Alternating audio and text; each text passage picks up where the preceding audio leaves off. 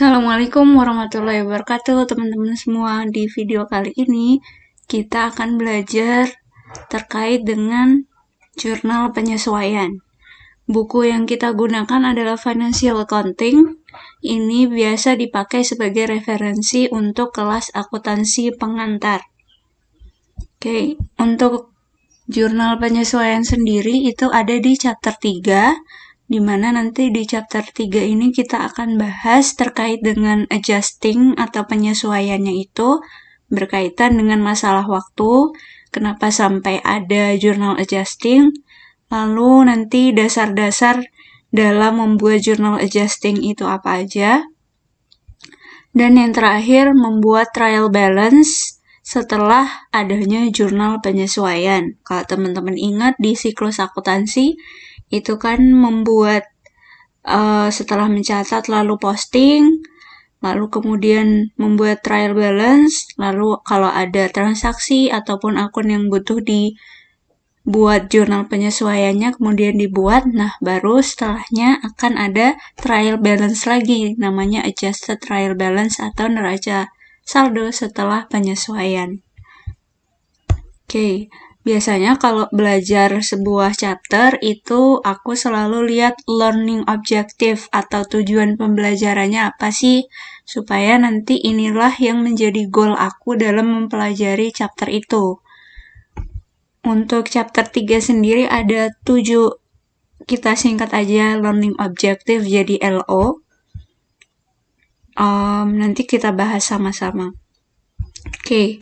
LO yang pertama itu ada explain the time period assumption atau menjelaskan asumsi periode waktu, di mana di akuntansi itu para akuntan biasanya akan membagi, divide, umur ekonomi sebuah bisnis itu ke dalam beberapa bagian periode waktu gitu. Misalnya di sini ada per bulan, ada per kuartal, dan ada per tahun. Per kuartal itu biasanya 1 tahun itu ada 4 kuartal. 1 kuartalnya terdiri dari 3 bulan. Contoh kuartal pertama Januari, Februari, Maret. Kuartal kedua April, Mei, Juni. Kuartal ketiga Juli, Agustus, September. Dan kuartal keempat Oktober sampai Desember. Nah, ini sebenarnya macamnya ada banyak untuk pembagian periode waktu, tergantung kebutuhan. Misal mau buat laporan keuangan per bulan, oke, per kuartal oke, per tahun oke, atau mau buat per semester, per 6 bulan juga boleh, per 5 tahun juga boleh, tergantung kebutuhan. Tapi umumnya itu buatnya per bulan, per kuartal, dan per tahun. Nah, asumsi ini dikenal juga dengan nama periodicity assumption. Nanti kita bahas juga lebih lanjut. Masih berkaitan dengan waktu, untuk laporan keuangan yang dibuat per bulan maupun per kuartal itu disebut laporan keuangan interim. Sedangkan untuk yang dibuat tahunan itu nanti disebutnya laporan keuangan tahunan. Biasanya companies atau perusahaan-perusahaan besar itu harus melaporkan laporan keuangannya per kuartal dan per tahun. Contohnya perusahaan-perusahaan yang menjual sahamnya di Bursa Efek Indonesia. Teman-teman bisa lihat tuh laporan keuangan mereka di website idx.co.id.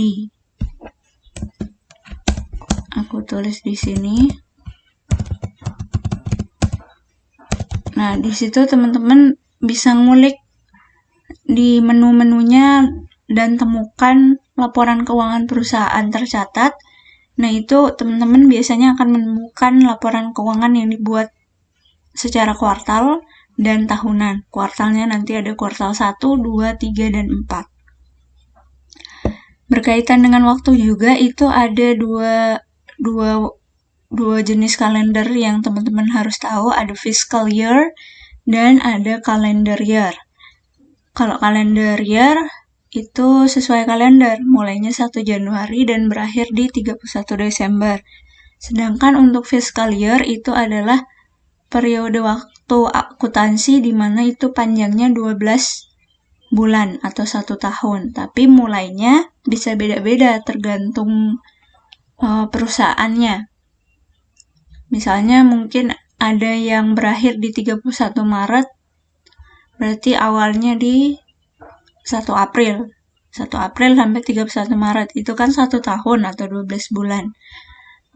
Atau mungkin ada yang start dan endingnya tuh lain lagi, bisa juga gitu. Untuk fiscal year, kalau nggak salah di Indonesia dikenal juga dengan tahun pajak, itu sama kalau di Indonesia ya, itu sama kayak kalender year, mulainya 1 Januari dan berakhir di 31 Desember. Gitu. Nah, selanjutnya ini kita refresh lagi, kita ingat-ingat lagi apa sih asumsi periode waktu itu. Jadi, the time period assumption, asumsi periode waktu menyatakan bahwa the economic life of a business can be divided into artificial time periods. Umur ekonomi suatu bisnis atau suatu perusahaan dapat dibagi ke dalam beberapa periode waktu gitu. Kenapa sih harus dibagi gitu? Mungkin akan lebih menggambarkan kinerja perusahaan selama ini tuh berapa sih dari awal berdirinya sampai nanti benar-benar berhenti gitu, benar-benar atau dilikuidasi. Jadi kita tahu selama ini dapat revenue-nya berapa. Tapi kan kita mendirikan suatu perusahaan tujuannya pengen dia bertahan terus, sukses terus. Bahkan kalau bisa long last gitu ya, umurnya panjang. Jadi kita nggak tahu nih kapan berakhirnya, gitu kan. Nah, sedangkan investor maupun pihak perusahaan ataupun kreditor juga yang meminjamkan dana itu pengen tahu kinerja dan kondisi keuangan perusahaan tuh seperti apa gitu. Makanya laporan keuangannya dibagi ke dalam waktu-waktu tadi. Ada yang per bulan, per kuartal, per tahun, supaya gunanya bisa mengevaluasi keadaan, kondisi, maupun kinerja keuangan perusahaan secara jangka pendek supaya cepat dievaluasi. Oh, ini kita lagi rugi nih. Berarti apa yang harus kita lakukan? Oh, ini kita lagi bagus nih kinerjanya, banyak untungnya atau apapun itu. Nah, sebaiknya kita harus apa gitu? Apakah memperlebar bisnis atau seperti apa? Oke. Selanjutnya kita masuk ke learning objective 2, yaitu explain the accrual basis of accounting. Biasanya accrual basis accounting itu disandingkan atau dibandingkan sama cash basis accounting. Ini berkaitan dengan pencatatan revenue dan expense gitu. Kapan harus mengakui revenue dan kapan harus mengakui expense. Kalau cash basis, meskipun kiblat utamanya berkaitan dengan revenue dan expense, tapi ini bisa diterapkan untuk semua transaksi gitu. Kalau cash basis itu transaksinya kita mengakui ketika ada kas keluar dan kas masuk. Jadi transaksinya based on cash. Misalnya revenue ya, yang berkaitan dengan revenue. Kita mengakui pendapatan, revenue, itu kalau kita udah nerima cash dari customer, baru kita catat. Itu kalau cash basis. Atau kalau expense, kita mengakui pengeluaran, itu ketika kalau kita udah bayar gitu, mungkin ke vendor atau ke siapa gitu. Nah, itu cash basis. Sedangkan accrual, itu mencatat transaksi pada saat terjadinya daripada menerima atau menggunakan kas gitu. Intinya accrual basis itu saat transaksi itu udah terjadi, meskipun nggak menerima kas, bisa langsung dicatat. Contohnya, perusahaan akan mengakui revenue, recognize itu maksudnya mencatat, ataupun melaporkan revenue ketika mereka udah perform, melaksanakan jasa, service. Oke, contohnya mereka perusahaan jasa. Perusahaan jasa gampangnya apa ya? Laundry gitu. Mereka udah selesai laundrynya, udah sampai di pak, tapi customer belum ngambil laundrynya. Nah, itu udah bisa dicatat sama mereka meskipun customer belum ngambil gitu. Dan belum bayar. Nah, tapi kalau tadi cash basis, nanti nunggu customer datang bayar baru boleh dicatatkan. Lalu accrual basis yang berkaitan dengan expense pengeluaran, itu expense diakui, di-recognize ketika sudah terjadi. Contohnya kayak bayar gaji. Misalnya ini bulan Maret. Bulan November aja deh. Contohnya sekarang bulan November. Bayar gajinya itu per tanggal 5 misal. Nah, kita mau buat laporan keuangan bulan November. Kalau pakai cash basis, kita nggak akan mengincludekan bayar gaji untuk bulan November ini, karena nanti baru bayaran di tanggal 5, kan? Misalnya dia karyawannya baru mulai bekerja di tanggal 7 November. Dia bayar gaji, dia akan terima gajinya itu per tanggal 5. Berarti dia belum kerja 1 bulan full kan? Baru bekerja dari tanggal 7 sampai 31 November di mana kita akan buat laporan keuangan ini. Kalau pakai cash basis nanti transaksi ini baru akan ada di laporan keuangan ketika di bulan Desember. Kalau pakai accrual basis, kita udah harus mengakuinya untuk pengeluaran gaji di tanggal 7 sampai di tanggal 31 November. Nanti transaksinya berupa pengeluaran gaji, kreditnya utang gaji gitu. Jadi ada accrual basis ini menimbulkan adanya akun yang namanya utang dan piutang selain daripada cash. Mudah-mudahan paham ya. Oke, dari asumsi periode waktu tadi, di mana perusahaan itu laporan keuangannya dibagi ke dalam beberapa periode waktu, maka muncullah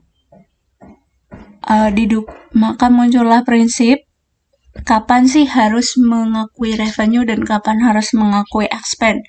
Karena tadi ada perbedaan waktu membuat laporan keuangan. Nah, revenue itu diakui ketika recognize revenue in the accounting period in which the performance obligation is satisfied. Mengakui pendapatan pada periode akuntansi di mana kewajiban perusahaan, obligation-nya itu sudah dilaksanakan. Sedangkan mengakui expense-nya itu harus match, cocok, sesuai, barengan sama revenue, ya, match expense with revenues in the period when the company makes effort to generate those revenues. Oke. Tadi revenue diakui dalam periode akuntansi di mana perusahaan itu telah melaksanakan kewajibannya. Nah, expense-nya yang berkaitan dengan menyediakan revenue tadi itu juga harus diakui di periode yang sama di mana revenue-nya itu diakui. Supaya apa? Supaya kita tahu benar-benar kinerja revenue yang kita dapat berapa, expense yang kita keluarkan berapa, supaya kita tahu laba yang diperoleh berapa. Kalau nggak matching, jatuhnya nanti kita nggak bisa tahu realnya, kenyataannya tuh berapa sih. Contohnya bulan November ini dapat revenue berapa, dan bulan November ini juga expense yang dikeluarkan berapa. Kalau baru diakui Desember, nanti expense-nya akan kalau misalnya expense bulan November baru dilaporkan di bulan Desember, nanti expense yang di bulan Desember ini yang sebenarnya adalah punya bulan November akan mengurangi revenue yang di bulan Desember. Jatuhnya nggak cocok, kita nggak bisa menilai dengan lebih tepat kinerja perusahaan dalam menghasilkan laba itu berapa. Dari asumsi dan prinsip ini kemudian diterapkan dalam pembuatan standar pelaporan keuangan yang berlaku secara internasional, namanya IFRS. Ya.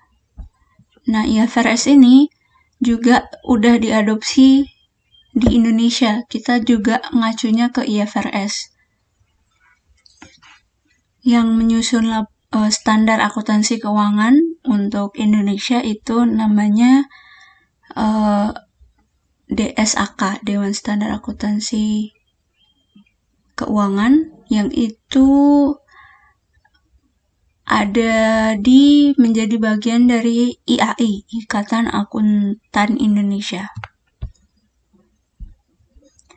Nah, tadi kan kita menyinggung asumsi periodicity dan principal revenue recognition dan expense recognition. Sebenarnya itu berasal dari kerangka dasar konseptual dalam akuntansi. Jadi dalam membuat peraturan maupun perkembangan akuntansi itu melihat kerangka konsep di sini gitu, yang segitiga ini gitu. Kita lihat tujuan dalam membuat laporan keuangan tuh apa sih? Nah, itu yang harus dijadikan patokan. Terus karena kita melaporkan sebuah informasi, maka informasinya harus dijamin kualitasnya dengan nanti ada fundamental qualities dan tambahan qualities atau tambahan kriteria gitu. Terus elemen-elemennya yang perlu dilaporkan apa aja? Ada asset, liability, equity, income, expense. Ini elemen 5 komponen utamanya, tapi kan nanti ada anak-anaknya tuh. Terus asumsi yang harus diperhatikan apa aja, terus prinsip-prinsip yang harus diterapkan apa aja, dan batasan yang harus diperhatikan gitu. Nanti kita bahas di sini ya mungkin ya. Sebenarnya di AKM 2 juga teman-teman akan dapat gitu.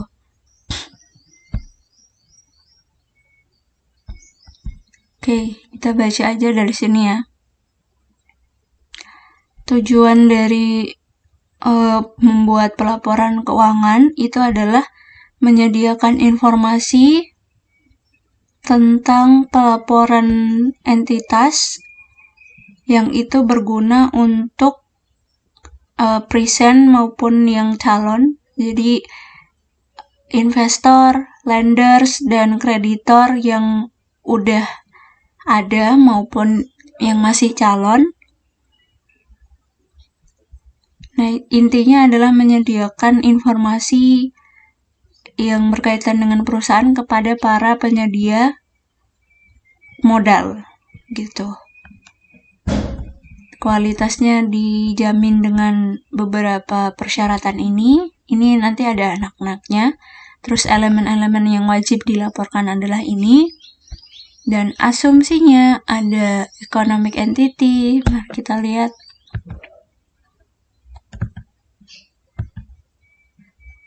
Nah, beberapa asumsinya, monetary unit menyaratkan bahwa only those things that can be expressed in the money are included in the accounting records. Jadi setiap transaksi yang bisa yang bisa diekspres, yang bisa diuangkan, yang bisa dihitung berapa nilainya, nilai rupiahnya atau nilai dolarnya, nilai uangnya, itu yang boleh di-include-kan dalam pencatatan akuntansi. Sedangkan untuk asumsi economic entity itu menyatakan bahwa setiap entitas bisnis itu harus memisahkan aktivitas antara perusahaan dengan para pemiliknya gitu. Jadi harus dipisah. Karena apa? Supaya kita tahu benar-benar kinerja perusahaan tuh berapa gitu. Kalau nanti kecampur sama catatan pemilik, jadi kita nggak tahu nih kinerjanya seperti apa. Makanya harus dipisah.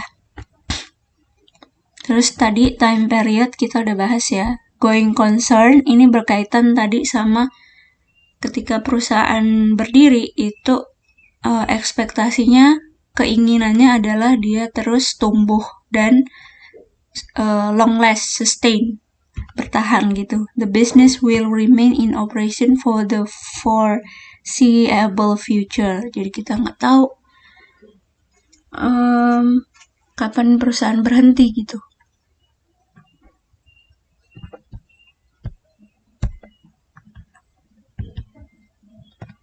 Nah, tadi di segitiga yang bagian prinsipal itu kan ada prinsip pengukuran. Nah, untuk mengukur nilai itu ada dua prinsip pengukuran, ada historical cost sama fair value.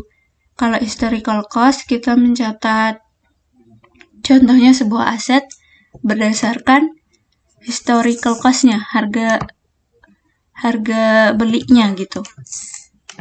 Original cost-nya berapa sama tambahan-tambahan cost untuk mendapatkan aset itu. Nah, itu kita catat sebagai nilai aset itu kalau berdasarkan historical cost.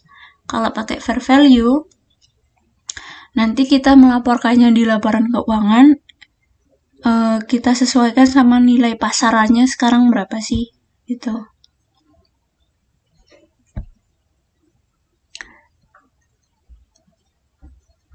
Nah, nanti teman-teman akan belajar lebih jauh selanjutnya.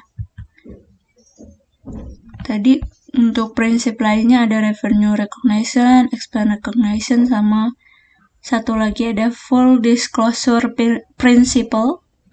Prinsip full disclosure itu pengungkapan penuh.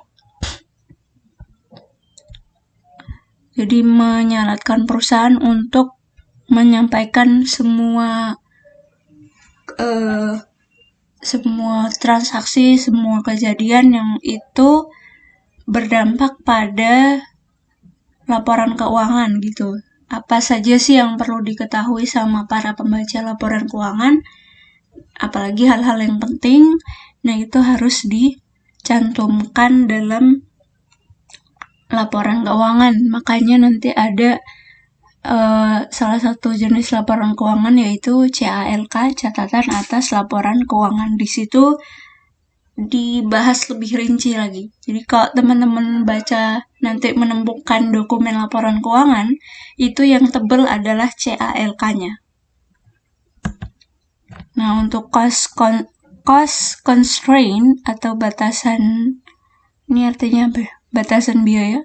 Jadi intinya dalam menyediakan laporan keuangan itu, kita kan butuh uang juga nih. Contohnya bayar bagian akuntan, mungkin kalau masih offline, yaitu nyetak duitnya. Terus tadi ada prinsip pengukuran yang jenisnya fair value, nah itu kan kita butuh judgment, butuh penilai berapa sih fair value aset kita. Itu bisa aja kalau perusahaan nggak bisa menilai, dia sewa orang, bisa aja kayak gitu. Intinya adalah dia pengen accounting standar setters membuat standar pembuat standar akuntansi, peraturan akuntansi itu maunya adalah cost yang dikeluarkan perusahaan itu lebih sedikit daripada benefitnya.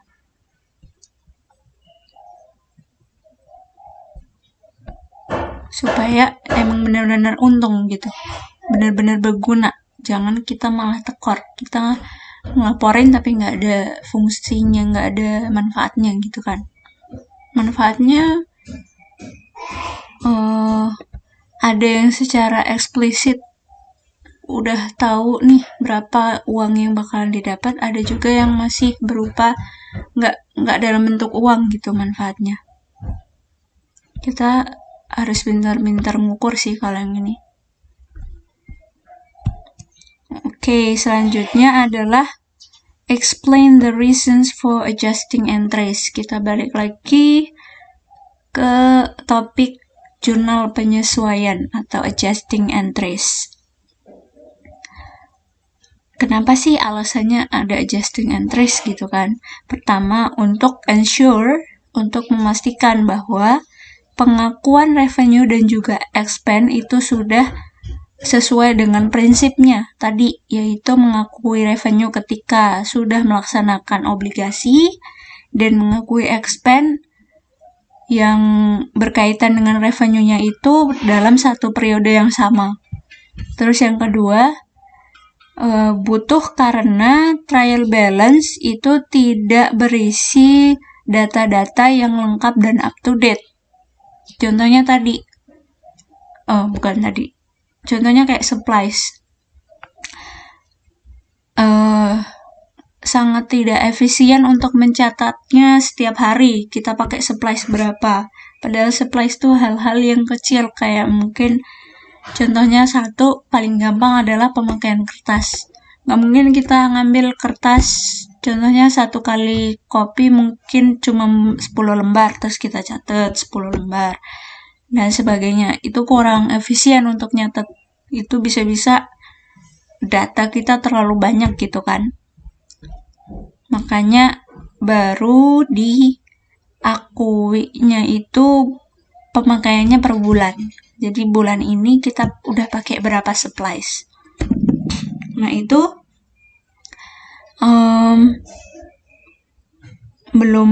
kalau belum include ya, di-includekan ke dalam trial balance. Lalu alasan yang keempat, required every time a company prepares financial statement. Jadi disyaratkan pada setiap kali perusahaan membuat atau menyiapkan laporan keuangan.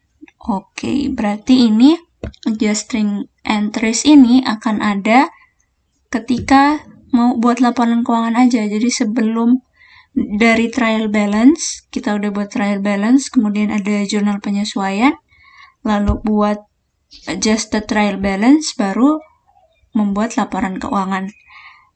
Misalnya kita buat laporan keuangannya per tahun, berarti nanti tanggal 31 Desember itu baru ngebuat jurnal penyesuaian. Kalau per kuartal, berarti kuartal pertama tuh akhirnya di 31 Maret. Nah, baru buat jurnal penyesuaiannya di 31 Maret. Intinya adalah sebelum ngebuat laporan keuangan, kita harus lihat dulu apakah ada transaksi maupun akun-akun yang perlu dibuat jurnal penyesuaian. Dan terakhir, will include one income statement account and one statement of financial position account. Oke, nanti transaksinya itu akan mengincludekan satu account dari income statement dan satu account dari laporan posisi keuangan atau statement of financial position. Adjusting entries are made to ensure that, ini kita mengulang lagi, apa sih alasan dari membuat jurnal penyesuaian itu? All the response above are correct. Kita baca, expense are recognized in the period in which they are incurred, benar. Revenue are record in the period in which services are performed. Benar. Statement of financial position and income statements account have correct balance at the end of an accounting period. Benar. Oke. Selanjutnya, learning objective 4, identify the major types of adjusting entries. Apa aja transaksi atau akun-akun yang butuh jurnal penyesuaian? Ada yang deferrals dan ada yang accruals. Deferrals berarti penangguhan, apa yang ditangguhkan, yaitu expense dan revenue. Ditangguhkan tuh maksudnya nanti baru dicatat gitu. Karena apa? Karena di deferrals ini kita udah nerima cash, tapi kita belum melaksanakan jasa. Kalau untuk revenue, kita baca aja deh. Prepaid expense misalnya, itu expense paid in cash before they are used or consumed. Oke, expense itu kan perusahaan yang ngeluarin duit. Mereka udah ngeluarin duit nih, tapi mereka belum mendapatkan manfaat dari mengeluarkan duit itu, gitu. Contohnya kayak bayar sewa. Mereka bayar di awal. Nih, aku bayar sewa untuk 1 tahun. Tapi mereka pas ngeluarin duit di awal itu kan belum make hak sewa mereka selama 1 tahun. Nah, itu nanti dicatat sebagai prepaid. Tinggal nanti jenisnya apa. Kalau yang tadi aku contohkan kan sewa, berarti prepaid rent. Prepaid rent. Terus kalau yang revenue itu cash received before service are performed. Kita udah nerima cash duluan dari customer tapi belum melaksanakan kewajiban kita. Entah itu melaksanakan jasanya atau mentransfer produknya kalau perusahaan dagang. Tapi udah terima cash. Nah, itu nanti belum bisa kita akui sebagai revenue, tapi kita akui sebagai unearned revenue. Pendapatan diterima di muka. Gitu. Sedangkan yang accrual itu kita mengakui revenue dan expense sebelum menerima cash. Contohnya ada accrued revenues for service performed, udah melaksanakan jasa tapi belum dibayar. Atau bisa juga ada yang not yet received in cash atau mungkin belum di-record. Oke. Accrued expense incurred but not yet paid. Sama. Kita mencatat expense pengeluaran tapi belum bayar perusahaan yang ngutang. Kalau ini perusahaan piutang, perusahaan mengutangkan ke customer. Kalau ini perusahaan yang ngutang. Kita coba lihat lagi jenis-jenisnya apa sih untuk masing-masing akun yang disesuaikan tadi. Untuk prepaid expense itu ada asuransi, supplies, advertising, rent, building, and equipment. Bayar asuransi untuk 2 tahun. Nah, itu kan udah bayar tapi belum dipakai nih haknya selama 2 tahun perusahaan. Jadi dicatatnya sebagai prepaid insurance. Supplies, beli supplies di awal. Ini bukan berkaitan dengan kas ya, tapi dia lebih ke pemakaiannya. Kita udah beli supplies misalnya, baik itu cash maupun secara utang, tapi ini fokusnya lebih ke penggunaannya. Kita nggak mengakui supplies, mencatatnya setiap hari penggunaannya berapa karena nggak efisien tadi. Jadi kita mengakuinya itu entah itu per bulan atau pada saat hanya membuat laporan pada saat akan membuat laporan keuangan itu kan ada jurnal penyesuaian tuh, baru nanti kita ngitung supplies-nya. Nah, itu yang dipakai berapa sih? Nah, yang dipakai itu yang dicatat dalam jurnal penyesuaian nanti akan dapat tuh sisa supply-nya yang masih ada berapa. Kalau advertising sama kita bayar iklan, contohnya kayak kalau di kota-kota tuh ada tuh ya papan-papan reklame itu. Nah itu kan kita bayar, contohnya kita bayar di awal. Ini untuk 6 bulan ya. Nah, kita udah bayar di awal tapi belum kita pakai selama 6 bulan tuh. Makanya masih dicatat sebagai prepaid advertising. Kalau rent tadi udah dicontohin, prepaid rent. Kalau building dan equipment itu berkaitan dengan depreciation, depresiasi penurunan nilai. Kita mengalokasikan nilai dari suatu aset ke dalam akun namanya accumulated depreciation expense. Jadi supaya dapat gambaran ini penurunan nilainya itu berapa tiap tahun. Nah itu kan baru diakuinya di akhir periode sebelum membuat laporan keuangan. Untuk unearned revenue, contohnya ada rent, airline tickets, magazine subscription, sama customer deposit. Intinya mereka udah bayar duluan, perusahaan udah nerima uang, tapi jasanya belum dilaksanakan. Kalau accrued revenue, ini kebalikan dari ini ya. Kalau unearned revenue udah bayar duluan, kalau ini belum bayar.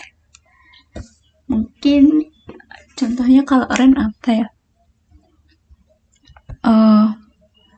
Gampangnya mereka bayar ini pasca bayar gitu.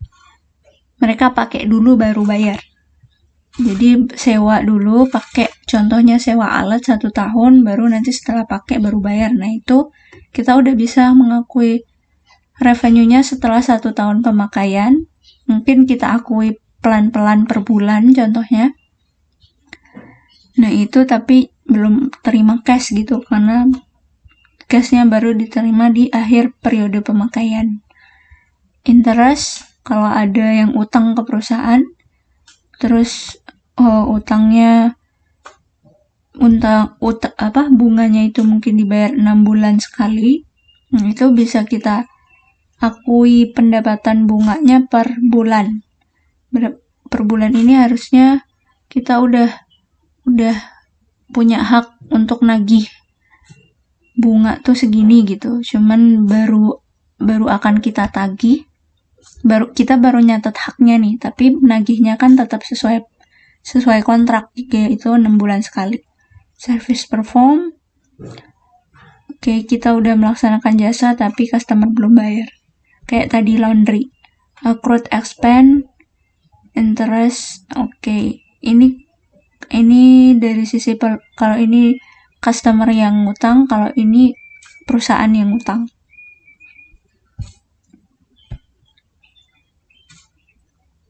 Preparing the adjusted trial balance. Prepare after all adjusting entries are journalized and posted. Oke, ini berkaitan sama kapan sih harus membuat adjusted trial balance atau neraca saldo setelah penyesuaian. Setelah semua jurnal penyesuaiannya udah selesai, sudah di jurnal dan sudah diposting ke dalam buku besar, baru ngebuat namanya adjusted trial balance. Purpose is to prove the equality of debit balance and credit balance in the ledger.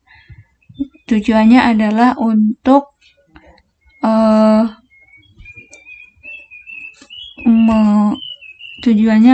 memastikan bahwa saldo kredit dan debitnya di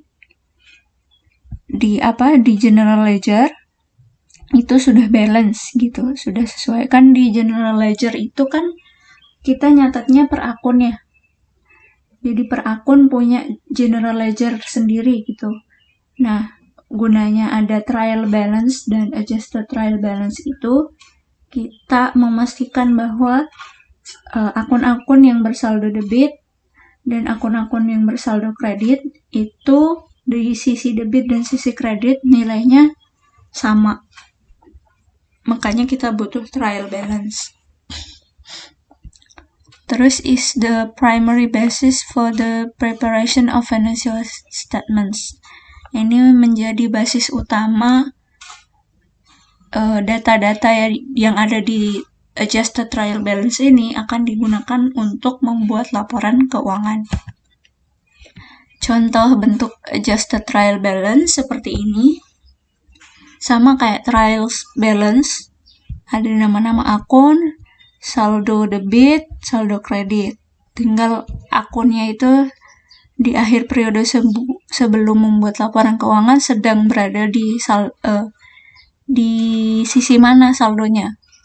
Di saldo debit kah, di saldo kredit, kita laporkan di sini semuanya. Bedanya sama trial balance adalah di judulnya. Teman-teman harus hati-hati di judul.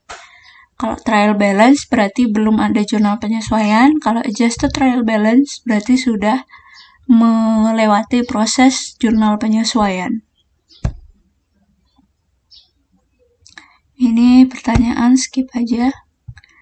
Nah, tadi udah dibahas ya. Laporan keuangan itu dibuat secara langsung dari data-data adjusted trial balance. Nanti dari adjusted trial balance itu kita ambil data-datanya, laporkan di income statement, laporkan di retained earning, dan laporkan di statement of financial position. Contohnya seperti ini. Kita punya data adjusted trial balance. Yang merah ini dari service revenue sampai expense itu dilaporkan di income statement atau laba rugi. Kita punya revenue berapa dan expense berapa, nanti dapat net income atau laba. Lalu yang biru share capital sampai dividen itu nanti dilaporkan di retained earning statement atau laporan perubahan modal. Nah, dari income statement itu net income-nya juga lari ke sini.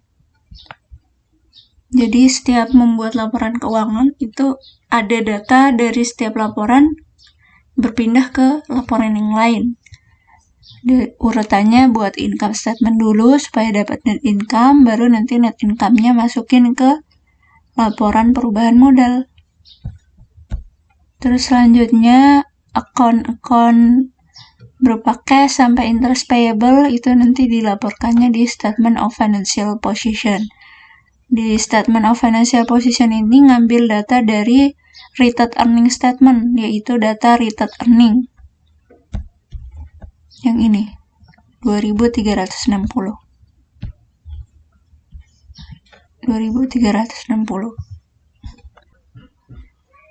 Seperti biasa, nanti soalnya ada yang versi bahasa Inggris dan bahasa Indonesia. Sekarang kita pelajari dulu yang bahasa Inggris. Ini soal P3.1 diambil dari buku Financial Accounting untuk referensi kelas akuntansi pengantar. Nah, di soal kali ini itu kita lihat dulu instruksinya. Pertama, prepare the adjusting entries for the month of May. Diminta untuk membuat jurnal penyesuaian untuk bulan Mei. Lalu kemudian yang B ini posting, dan yang ketiga membuat adjusted trial balance atau neraca saldo setelah penyesuaian. Di sini kita disediakan informasi terkait dengan trial balance. Sebelum penyesuaian itu ada nomor akun, dan saldonya di sisi debit maupun kredit. Perusahaannya adalah Sadi Kuono, start her own consulting firm, memulai bisnis perusahaan konsultasi itu pada 1 Mei 2020. Dan ini adalah trial balance pada 31 Mei. Berarti dia baru jalan 1 bulan. Dan ini asumsinya berarti adalah membuat laporan keuangan per bulan, yaitu bulan Mei per tanggal 31 Mei 2020. Selain informasi trial balance, ada juga informasi akun-akun tambahan lainnya di luar yang tercantum di trial balance. Itu soal disediakan ada accumulated depreciation expense sampai nanti utilities expense. Dan untuk informasi apa-apa saja transaksi maupun akun yang perlu disesuaikan, ini ada 1-7 ini. Ini udah aku langsung jawab aja supaya tinggal menjelaskan. Pertama yang A itu kan kita diminta untuk membuat jurnal penyesuaian. Kita lihat transaksi nomor 1. Oh ya, sebelumnya kita juga namanya juga akuntan, kita harus prepare semua dokumen itu jelas dan bisa dibaca gitu dan lengkap. Nah, makanya ini tulis general journal, lalu date, tanggal transaksinya jangan lupa, account details and explanation, apa yang dicatat, lalu reference, sumber transaksinya itu dari mana, debit, credit. Nah, di nomor perintah poin A itu ada use G4 as the page number for your journal. Jadi kita tulis di sini G4 sebagai nomor jurnal umumnya. Kan di jurnal umum tuh kita tetap harus ngasih nomor per halamannya. J1, J2, di sini perintahnya berarti udah jurnal nomor dokumen ke nomor 4 gitu. Makanya jangan lupa kita harus teliti sama soalnya mintanya apa gitu. Lalu kita mulai aja menjurnal. Ada informasi bahwa perusahaan punya 900 euro dari nilai supplies-nya itu telah digunakan selama bulan ini, yaitu bulan Mei. Kan dia punya supplies nilainya 1.900. Kita udah bahas tadi bahwa kita beli supplies berapa gitu nilainya. Misalnya di sini dia beli 1.900. Nah, itu pada saat penggunaannya kita belum mengakuinya sebagai expense karena kurang efisien tadi. Makanya di setiap akhir bulan atau akhir periode sebelum membuat laporan keuangan baru kita buat jurnal penyesuaiannya berapa yang dipakai gitu kan. Nah, itu yang diakui sebagai expense. Makanya 900 euro ini sudah dilaporkan bahwa itulah nilai yang dipakai. Have been used, telah dipakai. During the month, selama bulan ini. Jadi, kita jurnalnya adalah supplies expense di sisi debit dan supplies-nya, aset berupa supplies-nya ini berkurang. Makanya kita jurnal di sisi kredit. Kan supplies aset. Aset biasanya normalnya di sisi debit. Kalau berkurang kita kredit. Nilainya adalah 900 euro.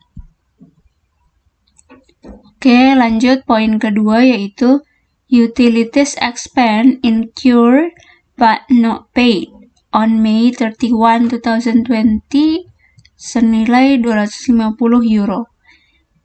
Ada utilities expense atau beban utilitas sudah terjadi tapi belum dibayar.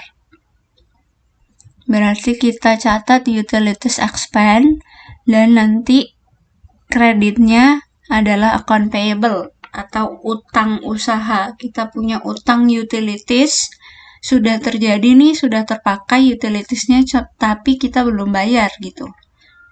Jadi ini kita kredit account payable, nilainya 250 euro. Harus balance dari sisi debit dan kreditnya. Kalau kita lihat di buku, kalau teman-teman baca tuh, utilities expense itu bisa juga disandingkan kreditnya itu utilities payable atau utang utilities. Berarti ini lebih spesifik lagi. Tapi di sini karena nggak ada akun utilities expense, baik di trial balance maupun di informasi tambahannya, makanya kita pakai account payable sebagai akunnya. Oke, poin ketiga, the insurance policy is for 2 years. Kita punya mana asuransi? Prepaid insurance 3.600. Perusahaan ini kan mulainya 1 Maret dan ini kita lagi mau buat trial balance-nya di 31 Maret kan. 31 Mei. Jadi baru berjalan 1 bulan. Di sini udah ada data prepaid insurance sebesar 3.600. Prepaid insurance atau asuransi dibayar di muka. Nah, itu berarti kita udah bayar nih bulan ini 3.600. Nah, di sini informasi tambahannya adalah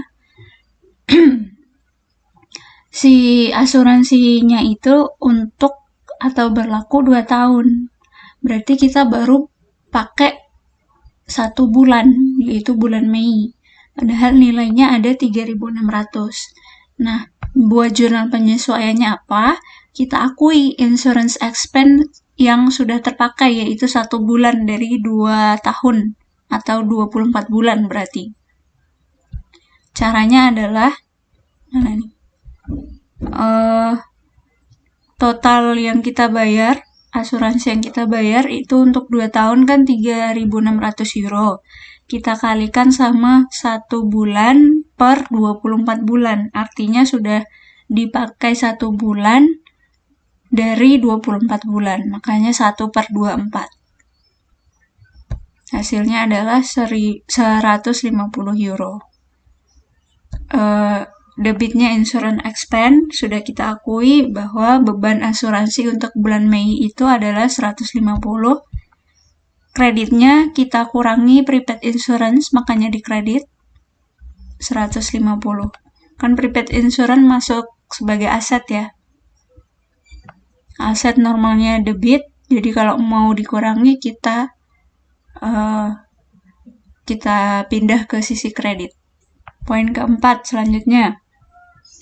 400 euro of the balance in the unearned service revenue account remains unearned at the end of the month.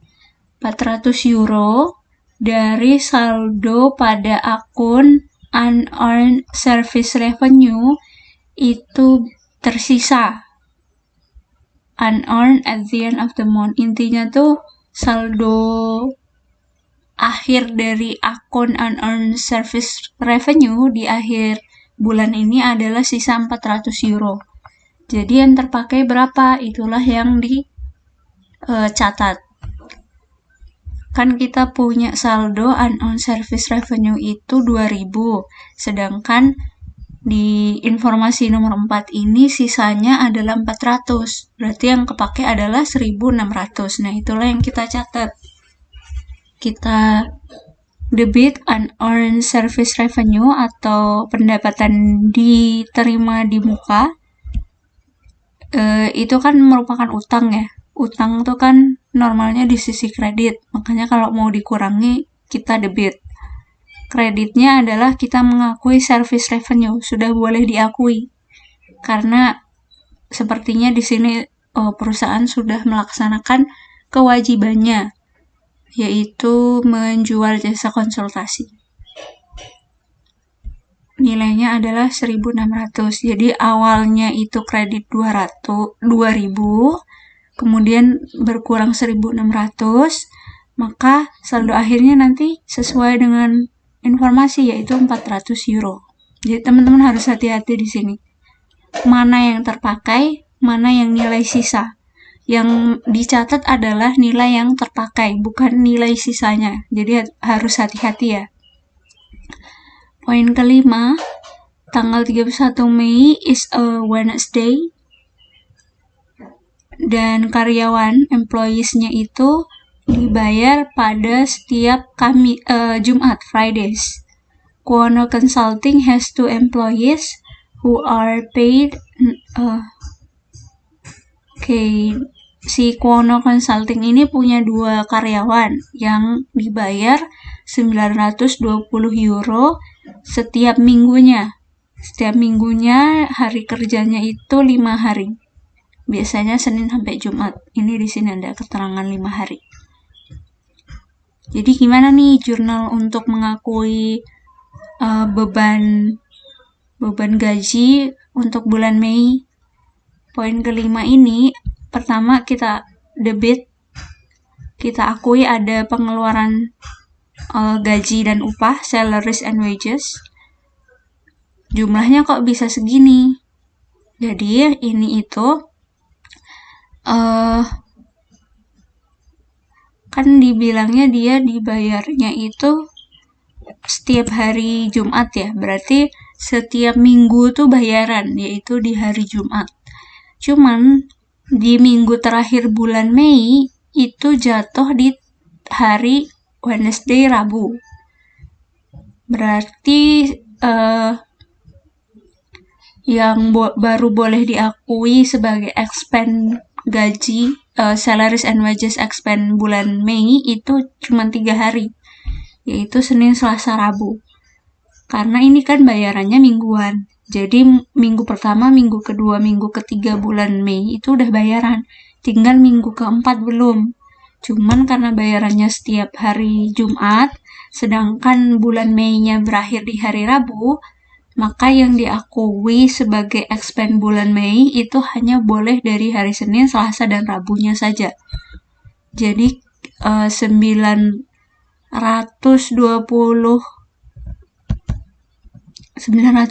euro ini kita bagi 5 hari supaya dapat per harinya tuh berapa.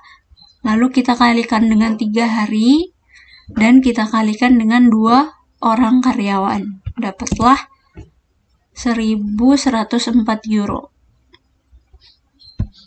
Kreditnya salaries and wages payable. Payable itu utang. Jadi utang gaji dan upah. Kenapa masih utang? Karena baru bayarannya di bulan habis Mei, berarti Juni hari Jumat awalnya itu baru bayaran lagi. Poin ke-6, the office furniture has a 5-year life with no residual value. It is being depreciated at 190 euro per month for 60 months. Ini kita udah nggak repot ngitung. Jadi poin 6 ini ada furniture kantor yang punya masa manfaat 5 tahun dan tidak ada nilai sisa. Ingat konsep penurunan nilai depresiasi aset. Itu kan biasanya setiap aset kemudian ditentukan kira-kira bisa berfungsi dengan baik itu berapa lama, dan setelah selesai berfungsi ada nilai sisanya atau enggak. Kalau di sini informasinya furniture-nya itu bisa difungsikan dengan baik 5 tahun dan setelahnya tidak ditentukan nilai sisanya. Jadi 0 nilai sisanya. Lalu itu it is being depreciated. 1260 dibagi 12 tuh berarti udah 5 tahun penggunaan ya. Oke. Di informasi di sini itu nilai depresiasinya itu adalah 190 euro per bulan untuk 60 bulan. Kenapa 60? Ya karena 5 tahun dikali 12 bulan jadi 60 bulan. Selama kenanya tarif depresiasinya tuh per bulan 190. Jadi teman-teman nggak perlu ngitung lagi nilai depresiasi per bulannya berapa karena ini udah dihitungkan. Tinggal di jurnal aja. Depreciation expense, kita akui adanya beban depresiasi. Ini masuk ke contoh deferral yang bagian prepaid expense yang bagian buildings and apa tadi tuh kalau teman-teman ingat. Nah, terus kreditnya accumulated depreciation equipment. Office furniture itu masuknya ke peralatan atau equipment. Nilainya 190 euro. Poin ketujuh, invoice representing 1,700 euro of service performed during the month have not been recorded as of May 31. Ada invoice, nilainya itu 1.700 euro. Invoice berupa pelaksanaan jasa. Kita ngejual jasa terus udah keluar invoice-nya tuh berarti udah bisa jadi bukti penagihan gitu. Oh, kita udah ngelaksanain jasa, udah ngejual jasa kita nih, udah melaksanakan jasa kita nih, jasa konsultasi dalam perusahaan ini. Nah, udah keluar invoice-nya, nilainya 1.700 euro. Tapi belum dicatat. Jadi kita harus catat. Karena masih berupa invoice, berarti belum dibayar. Account receivable, kreditnya service revenue senilai 1.700. Oke. Untuk memastikan, biasanya aku jumlah dari sisi debit ke sisi kredit tuh apakah udah balance atau belum. Nah, soalnya ada beberapa transaksi itu yang nggak sama nilainya kayak gini. 900 dari satu, ini kan dari poin 7 sampai poin 1 sampai poin 7 di sisi debit dan kreditnya udah langsung sama nih. 900, 900, 250, 250, sama semua. Jadi nggak usah dijumlah kayak gini juga nggak apa-apa gitu. Tapi untuk yang transaksinya ini kan satu transaksi 2 akun aja.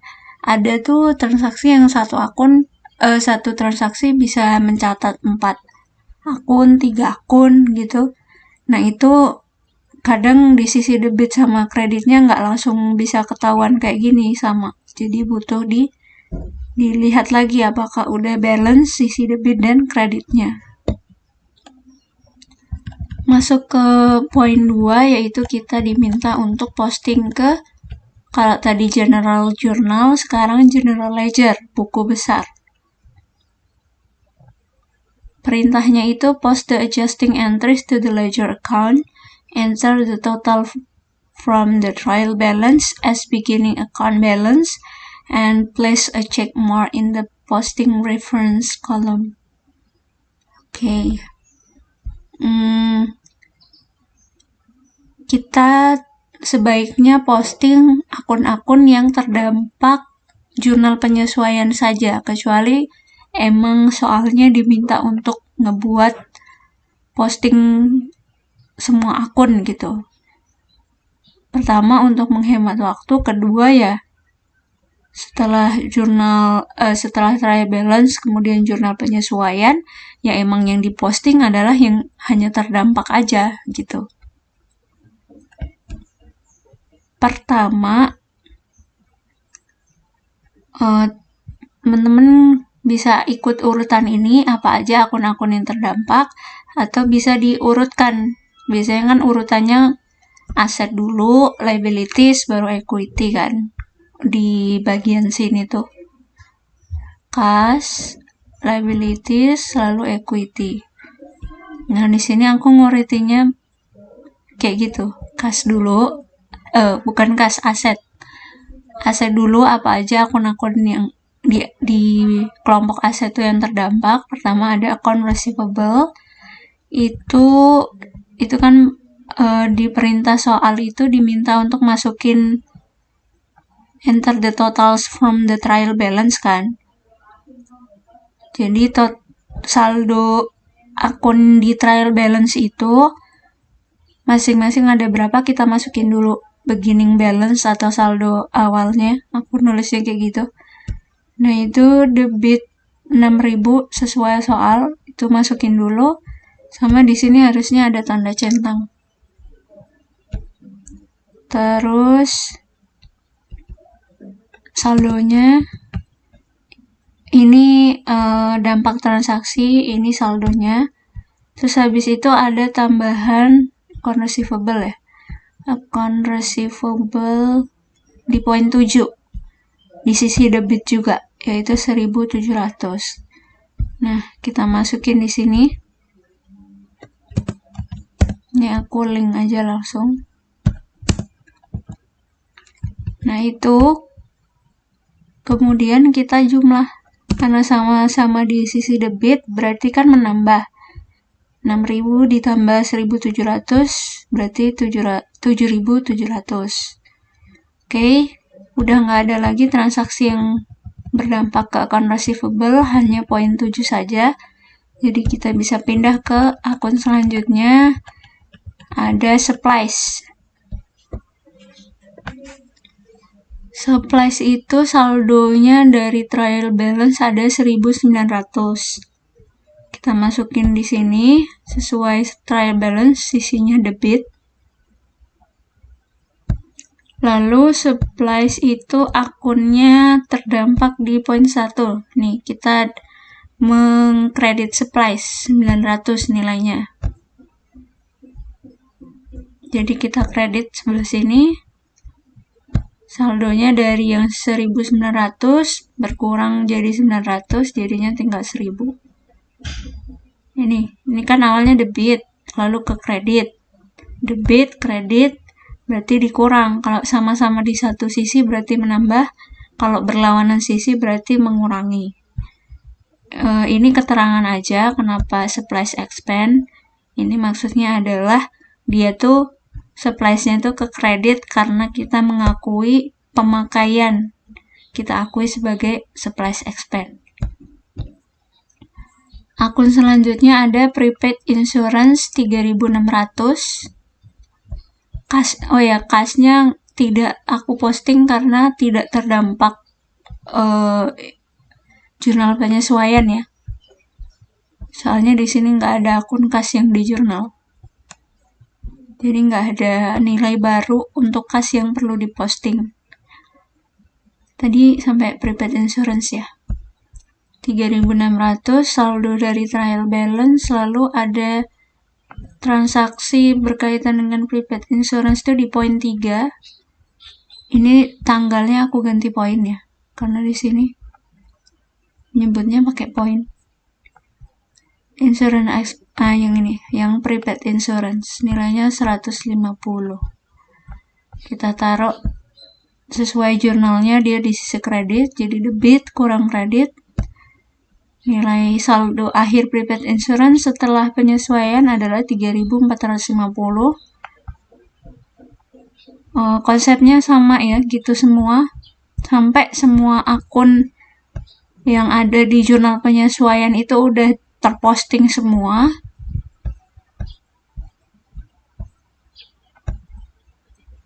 Baru setelah kita posting, saldonya kita masukin ke adjusted trial balance atau neraca saldo setelah penyesuaian. Tadi yang merah ini berarti yang terdampak. Kalau yang ini yang akun-akun tambahan di luar trial balance tadi, yang bagian sini. Ini sengaja aku merahin biar teman-teman tahu aja. Ini saldo-saldo yang terdampak udah baru, yang awalnya 6.000 jadi 7.700, yang 1.900 jadi 1.000, yang 3.600 jadi 3.450, dan lain-lain. Oke, saldo akhirnya di sisi debit sama kredit udah sama, dan enaknya itu kalau di akuntansi pengantar ada petunjuknya. Jawabannya tuh berapa sih? Nah, di soal sini kan udah ada petunjuknya tuh bahwa saldo adjusted trial balance itu adalah 37.944 euro. Oke.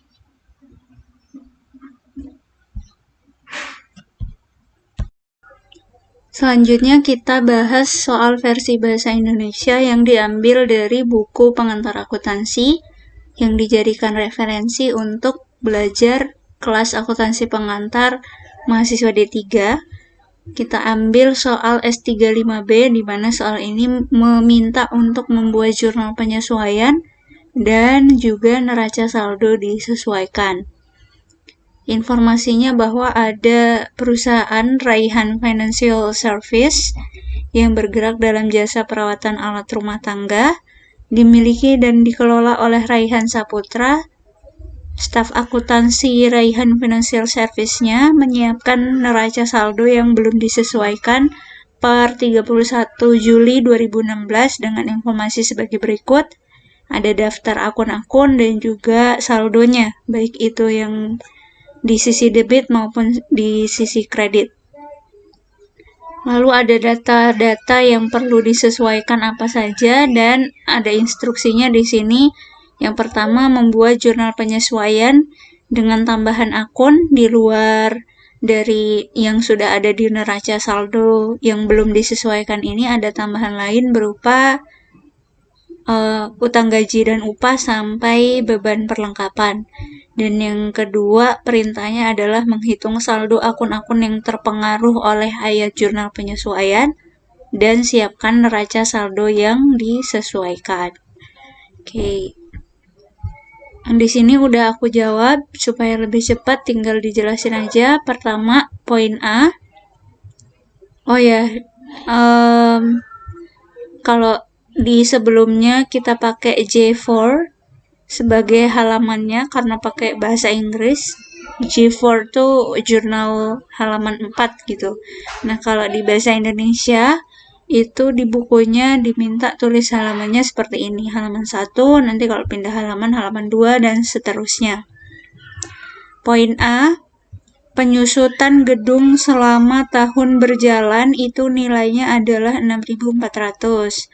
Oke, beban berarti kita debit beban penyusutan gedung, atau bahasa Inggrisnya adalah depreciation expense, kita garis building, karena ada beberapa jenis aset lainnya yang juga disusutkan kan. Lalu kreditnya adalah akumulasi depresiasi gedung atau accumulated depreciation building, bahasa Inggrisnya gitu. Nilainya adalah sesuai soal 6.400.000. Poin yang ke B, penyusutan peralatan selama tahun berjalan. Kalau tadi gedung, sekarang yang B peralatan. Peralatan itu adalah equipment. Berarti debitnya adalah beban penyusutan peralatan atau depreciation expense, equipment, dan kreditnya akumulasi depresiasi peralatan. Nilainya 2,8 juta. Teman-teman pasti udah nggak bingung kan ya, kenapa beban di debit, kenapa akumulasi. Jadi beban di debit sebenarnya kan karena dia mengurangi revenue gitu. Revenue itu kan bagian yang dilaporkan di sisi equity ya. Nah, normalnya kalau saldo akun yang di sebelah kanan itu kan normalnya saldonya kredit. Cuman karena beban atau expense bahasa Inggrisnya itu mengurangi si equity, makanya dia saldo normalnya itu di debit. Jadi kalau bertambah kita debit. Sedangkan akumulasi ini dia dilaporkan di bagian kolom aset, tapi dia merupakan akun kontra aset. Akun kontra itu maksudnya kalau aset saldo normalnya di debit, kalau akun kontranya berarti saldo normalnya di kredit. Kayak expand gitu, akun kontra revenue atau kontra equity. Yang C, gaji yang masih harus dibayar per 31 Juli adalah 900. Yang masih harus dibayar, berarti belum dibayar kan? Jadi C itu kita laporkan beban upah dan gaji, salaries and wages expense, bahasa Inggrisnya, dan karena belum dibayar kita kredit utang, gaji, dan upah. Udah nggak bingung kan ya utang dilaporkannya di sisi mana? Yaitu di bagian liabilitas. Nilainya adalah 900. Lalu yang D, asuransi yang belum terpakai per 31 Juli itu adalah 1,5 juta. Kita lihat nilai asuransinya asuransi dibayar di muka, perusahaan ini bayar asuransi nih untuk mungkin melindungi asetnya atau apa nih, nggak disebutin di sini. Nilainya adalah 6 juta dan per 31 Juli itu dipakainya adalah ini yang belum dipakai, asuransi yang belum terpakai 1,5 juta. Nah, berarti yang terpakai berapa? Itulah yang kita catatkan. Oke, di sini poin D berarti beban asuransi karena udah supaya untuk mengakui beban asuransi yang udah terpakai yaitu 6 juta dari total asuransi yang dibayar dikurang sama sisa asuransi yang belum terpakai yaitu 1,5 juta. Dapatlah yang terpakai adalah 4,5 juta. Lalu kreditnya adalah asuransi dibayar di muka. Jadi normalnya itu asuransi dibayar di muka di sisi debit. Karena karena kita mau mengurangi, jadi kita kredit. Nilainya 4,5 juta. Yang E, pendapatan jasa belum ditagih. Oke, senilai 10,2 juta. Berarti piutang usaha dong, kita udah perform jasa kita, udah melaksanakan jasa kita, cuman belum dibayar.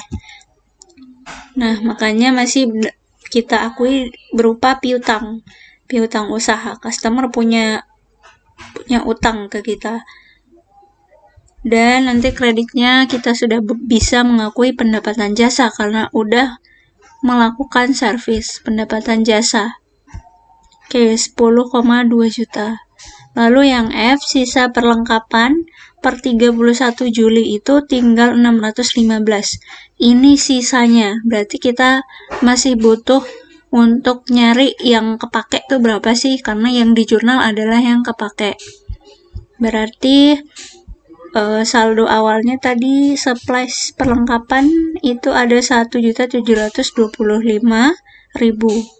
Yang terpakai yang sisanya adalah 615.000. Berarti yang terpakai adalah 1.725.000 dikurang 615.000. Sama dengan yang terpakai adalah 1.110.000. Kita akui yang sudah terpakai itu sebagai pengeluaran atau beban perlengkapan, supplies expense. Dan nanti kreditnya adalah perlengkapan. Jadi yang awalnya 1.725.000 sudah berkurang 1.110.000, nanti sisanya tinggal 615.000 sesuai dengan keterangan soal bahwa sisanya itu segitu. Lalu yang G, sewa diterima di muka per 31 Juli itu ada 300.000.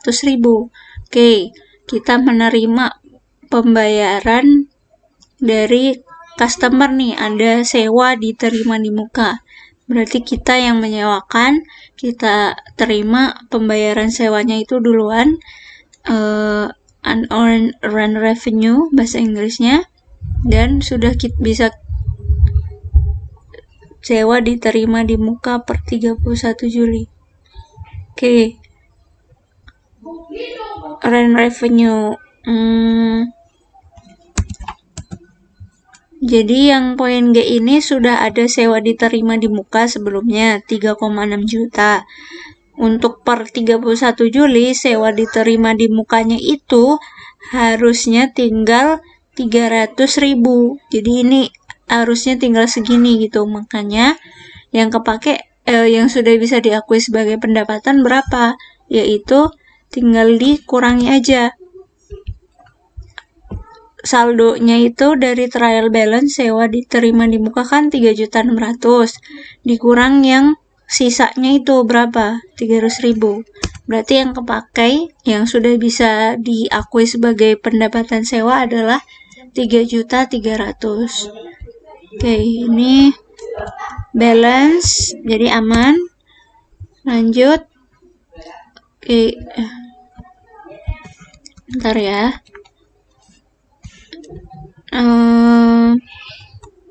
Nah, ini kita mau membuat neraca saldo setelah penyesuaian. Nah, ini kalau mau buat neraca saldo setelah setelah penyesuaian boleh yang ini aja nggak apa-apa sih. Tapi kalau diminta rinciannya kenapa sampai dapat itu, kan kalau di soal sebelumnya kita diminta posting ya. Jadi di posting itu kan nanti dapat tuh saldo akhir masing-masing akun. Tapi kalau di sini itu nggak minta di posting, hanya diminta hitunglah saldo akun-akun yang terpengaruh oleh jurnal penyesuaian. Nah itu bisa aja pakai yang ini gitu. Di sini yang belum disesuaikan, kita list akun-akunnya apa saja. Maaf, sebentar. Akun-akunnya apa saja, termasuk tadi ada tambahan beberapa akun ya, yang di luar dari neraca saldo, yang belum disesuaikan itu. Nah, itu kita list semuanya, akunnya apa aja, terus nilainya berapa. Kalau yang tadi tambahan kan berarti nggak ada nilainya tuh, untuk neraca saldo yang belum disesuaikan. Pokoknya di list semua. Terus ini bagian penyesuaiannya, ini kita ngambil datanya dari yang udah kita jurnal tadi. Contohnya ini ada beban penyusutan gedung. Oh ini debit, oh kita masukin di kelompok debit yang ini. Intinya di kolom penyesuaian ini mengikuti yang ada di yang sudah kita jurnal tadi. Jadi apa aja akunnya, berapa nilainya, sesuai jurnal itu kita masukin semua di bagian sini. Yang nggak terjurnal ya nggak usah dimasukin gitu. Dari sini kita bakalan dapat tadi cash nggak ada jurnal penyesuaian yang berkaitan dengan cash, jadi cashnya ini tetap saldonya tadi ada jurnal penyesuaian untuk piutang usaha dari poin E, kita nerima jasa 10.200.000. Nah awalnya 34 sama-sama di debit, berarti kita menambah 34 juta sekian ditambah 10 juta sekian jadi 44 juta sekian. Kalau yang ini, yang asuransi dibayar di muka awalnya 6 juta. Lalu ada jurnal penyesuaian kredit 4,5 juta, berarti tinggal 1,5 juta. Dan seterusnya. Kalau sama-sama di sisi debit, berarti ditambah. Kalau sama-sama di sisi kredit juga ditambah. Kalau berbeda berarti mengurangi gitu.